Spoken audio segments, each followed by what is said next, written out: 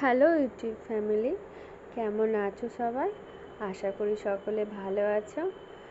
আর আমার পুরনো বন্ধুদের ধন্যবাদ জানাই আমার পাশে থাকার জন্য। আর নতুন বন্ধুদের স্বাগত জানিয়ে শুরু করছি আমার নতুন রেসিপি ব্লগ। আজকে আমি ঘরোয়া পদ্ধতিতে চিকেন এগ মিক্স চাউ বানাবো।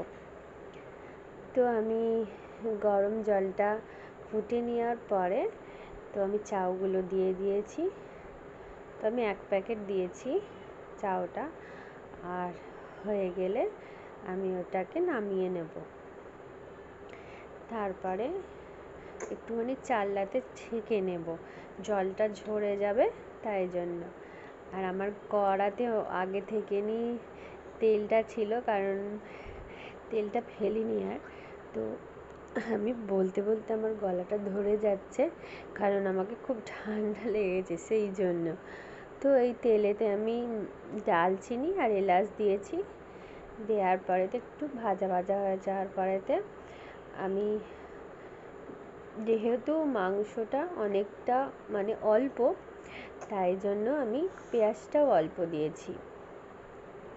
তো আমি দিয়ে দিয়েছি পেঁয়াজটা, এবার একটু ভাজি। হ্যাঁ, তো একটু ভাজা ভাজা হয়ে গেলে এর মধ্যে আমি একটু অল্প করে নুন দিয়ে দেবো। তো নুনটা দেওয়া হয়ে গেলে অনেকটা তাড়াতাড়ি হয়ে যায়, তাই জন্য আমি নুনটা দিয়ে দিয়েছি।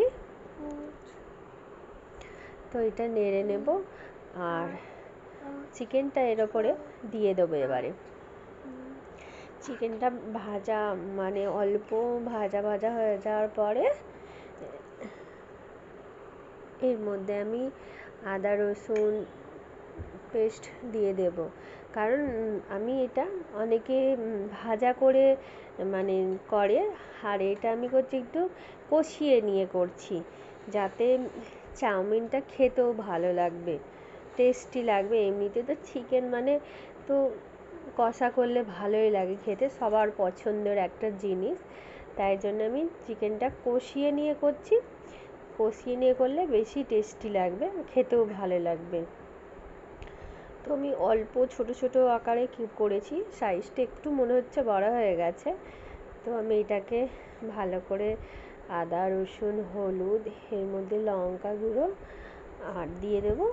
লাস্টে আমি দিয়ে দেবো একটু আমি কাশ্মীরি লঙ্কার গুঁড়ো দিয়েছি লাল হওয়ার জন্য, কারণ বেশি লঙ্কা গুঁড়ো দেওয়া হয়নি। আর আমি এর মধ্যে কোনো কাঁচা লঙ্কাও ইউজ করছি না। তো এটা দিয়ে হয়ে যাওয়ার পরে এর মধ্যে একটু গরম মশলা দিয়ে দেব। গরম মশলাটার স্বাদটাই তো আলাদা, তো দিয়ে দেবো। তো আমি এতে অল্প করে জল দিয়েছি। দেওয়ার পরে তো আমি এটা চাপা দিয়ে দেবো, কারণ চাপা দিয়ে দিলে তাড়াতাড়ি সিদ্ধ হয়ে যাবে। আর তোমরা এরকমভাবে যে যেরকম পারো করতে পারো, কিন্তু যার যেটা সুবিধা হয়। আমার এরকম করেই সুবিধা হয়, তাই জন্য আমি এটা এরকম করেই করি চিকেনটা। আবার কখনো কোনো রকম পদ্ধতিতেও আমি করি। তো আমার চিকেনটা হয়ে এসছে, তো আমি একটা নামিয়ে নিয়েছি, তো একটা বাটিতে রেখে দিয়েছি। তো এর মধ্যে আমি তেলটা দিয়ে দিলাম, জানো। দেওয়ার পরে এতে আমি ডিমটা দিয়ে দেবো। এবারে ডিমটা আমি ফাটাতে গিয়ে জোরে মেরে দিয়েছিলাম, কড়াতেই খোলা সমেত পড়ে গেছিলো। তো তারপর আমি 2টো ডিম দিচ্ছি। ডিমটা এবারে অল্প করে ওপর থেকে নুন দিয়ে দেবো, হালকা হালকা করে। তো নুনটা দিয়ে দেওয়ার পরেতে আমি এবারে নাড়তে থাকবো, ছোটো ছোটো ছোটো ছোটো ছোটো ছোটো আকারে হয়ে যাবে। তেলটা একটু বেশি দিয়েছি, কারণ তেলটা বেশি দিলে ওগুলো ঝুড়ো ঝুড়ো কাটা কাটা হবে না, তাই জন্য তেলটা একটু বেশি করে দেওয়া হয়েছে।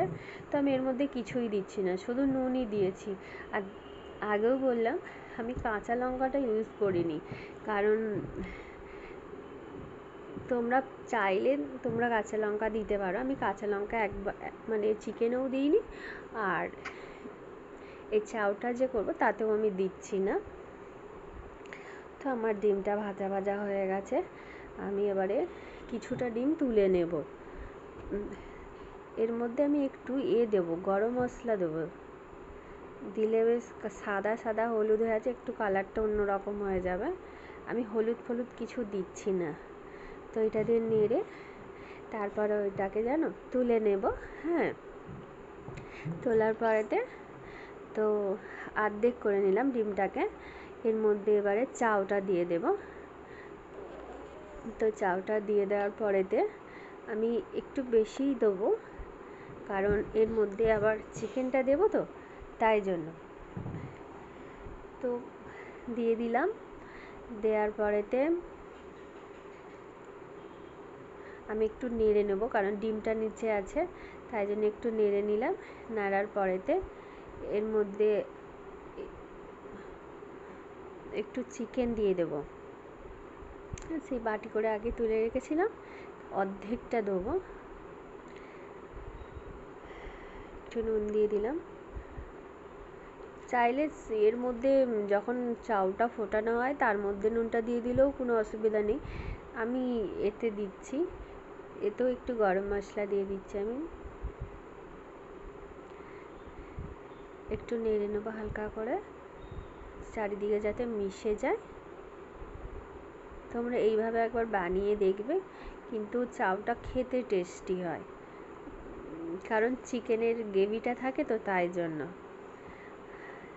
তো আমি অর্ধেক চিকেনটা দিচ্ছি। এবার একটু নেড়ে নেবো, এটাকে একটু ভাজা ভাজা হয়ে যাবে। ভাজা হয়ে গেলে আমি এটা নামিয়ে নেব। আর এইভাবে করলে কিন্তু খেতে ভালো লাগে, যে ভালো লাগে না সেটা নয়, এটা কোনো কিছু নেই, যা বাড়িতে ছিল তাই দিয়েই রেসিপিটা আমি করলাম আজকে। আর কি বলো তো, যা গরম পড়েছে, বেশি মশলাপাতি না দেওয়ার থাকতে অল্প স্বল্প মশলাতে করলে খেতেও ভালো লাগে। তো তোমরা পারলে এটা ট্রাই করে বলবে কেমন হয়েছে খেয়ে।